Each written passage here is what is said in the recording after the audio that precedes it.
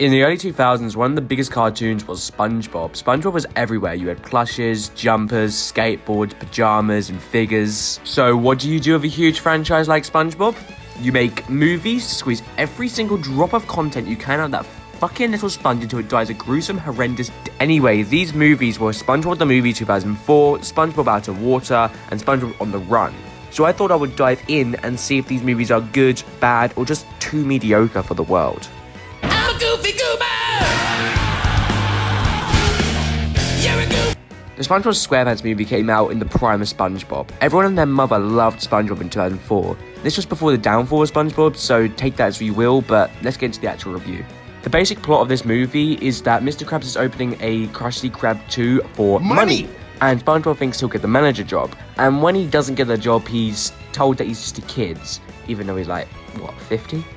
Meanwhile, Plankton steals Neptune's crown and blames it on Krabs, and in order to Mr. Krabs to not die, SpongeBob has to go and grab it with Patrick, with no one believing in them. This also causes Plankton to steal the secret formula and take control of everyone's minds.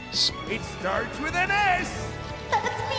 Please welcome our new manager, Squidward Tentacle! SpongeBob gets addicted to crack and lands in debt, forcing him to become homeless and live on the streets, and dying 2 years later after a fatal car crash. The one complaint I have is that there was a few scenes where I physically cringed. And in my opinion, it's never good to cringe when they're not trying to make you cringe. The songs are obviously bangers. I mean, Goofy Goober is legendary, and Now That We're Men is such a bop. And the ending song gave me chills. Like, the music is perfect. Whoever wrote this is legends in a lot of people's books. There is also a lot of memes. Like, oh my god, the memes. There's also a sex joke that Patrick makes that caught me very off guard and made me burst out laughing. Mindy, halfway through the movie, also comes to talk to Patrick and SpongeBob on their adventure, and all I can think is she got there so fast. Why didn't she just drive them to Shell City? They also brought back naked crabs.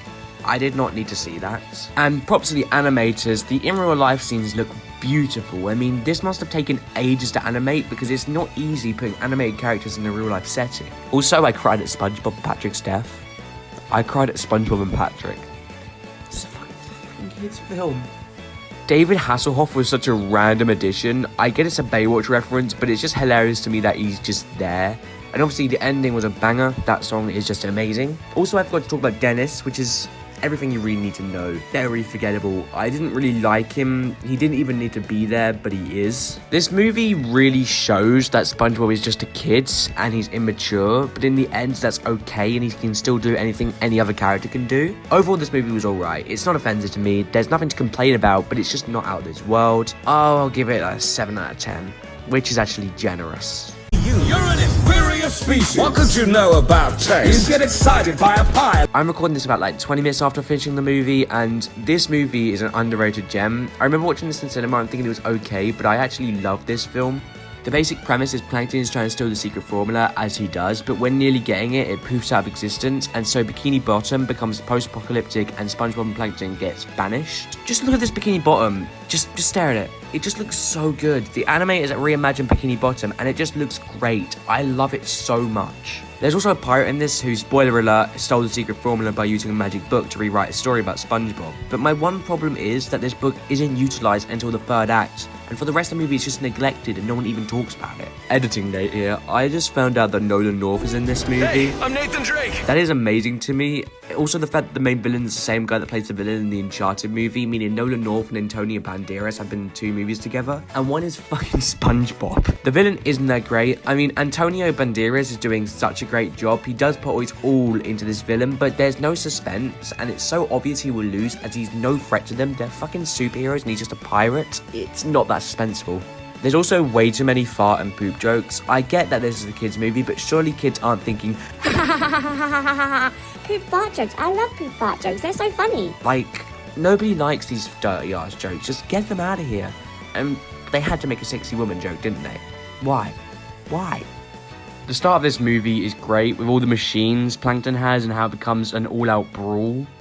The voice acting in this is great. Tom Kenny did such a good job, and some of the actual roles sound better than they are in the actual show. Like, for instance, Mr. Krabs. Connor, the fuck are you doing? The jokes actually hit much harder, where in the first film I recognised they were a joke, but I didn't laugh. This film I actually laughed.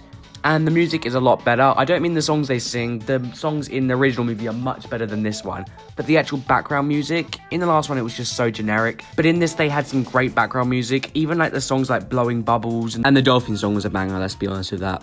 And when they come out of the water, the animation is stellar. As in the first one, it's just their normal styles. But in this one, they changed them, and it's for the better, as I think the superheroes would have looked really weird if it was in the original 2D style. The budget must have been great, though the budget did dwindle in some places. Overall, the movie, in my opinion, is better than SpongeBob 2004. Wait, stop. Angry type in comments. I know that's a controversial opinion, but 8 out of 10, moving on.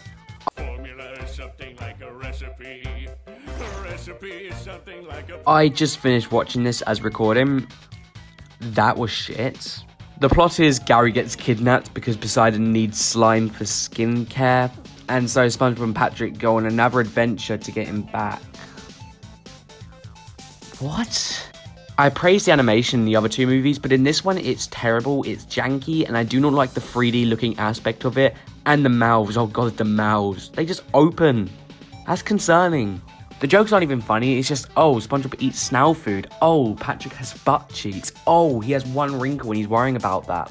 And when Gary does get kidnapped, how do they find out where he is? Does Plankton admit to it? Do they find a snail trail? Does Poseidon announce it himself?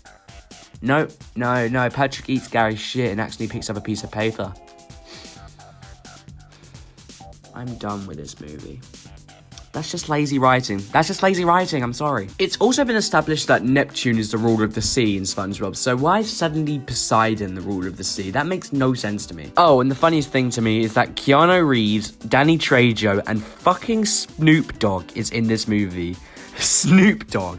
Oh, and can we talk about the fact that the whole zombie and El Diablo thing is the clear filler? It goes on for like 20 minutes. It's clear they had no idea where to take the movie, so they made this to make it longer.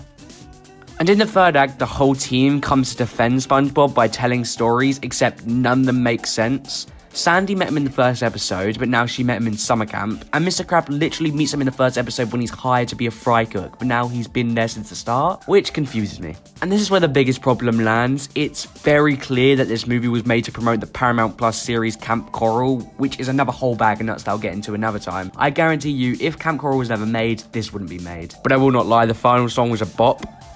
Until Squidward fucking twerked. What the fuck, Squidward? Editing note here.